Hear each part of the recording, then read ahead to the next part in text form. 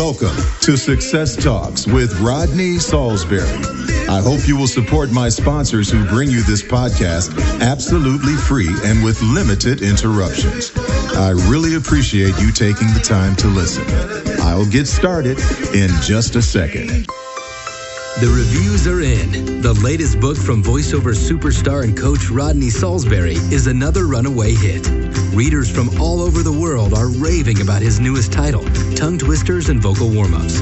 You can find this and his other titles at the top of the voiceover bestsellers list on Amazon.com. Doing business as a DBA. Doing business as. A DBA is also known as a fictitious business name, trade name, or assumed name. A lot of people are trying to start their own business these days. We want to own a business, and I think that's a great thing. Ownership is very powerful. When you have ownership, you own the product.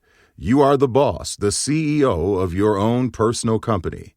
And I think it's really important to have ownership and to operate as a DBA for tax purposes. I think it's a good thing for liability purposes. Sometimes it makes sense for a company to do business under a different name. Now, to do this, the company has to file what is known as a DBA, meaning doing business as. Once your DBA registration is complete, the company can use the secondary name to open bank accounts. If you don't file as a DBA and just start doing business under a different name, you could face penalties and fines. So in other words, you can't just make up a name and decide to go out and do business. You have to file this. You have to register. You have to register your company as a DBA, all right?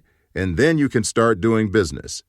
Sole proprietorships commonly use DBAs because a sole proprietorship's official legal name is simply the name of the owner. But a DBA lets them use a real business name. All types of businesses can use a DBA, not just sole proprietorships. LLCs, corporations, and partnerships can all file to get a DBA. The bottom line is this: if you are currently operating as a sole proprietor, then you may want to consider getting a DBA.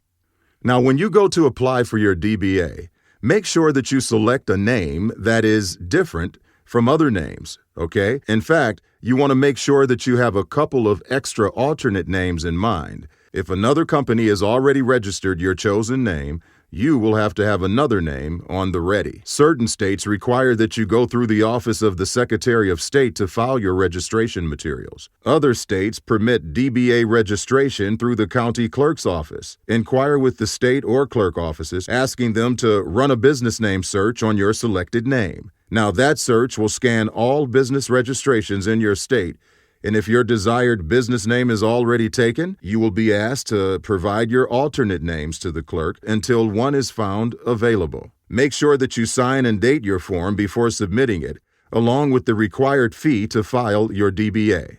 The DBA is active and fully valid for multiple year spans, 4 to 5 usually, so you don't have to worry about refiling before 4 to 5 years. But make sure you check because it depends on the state. You can go online and look up how to file for a DBA, but one place that I would definitely suggest that you check out is LegalZoom.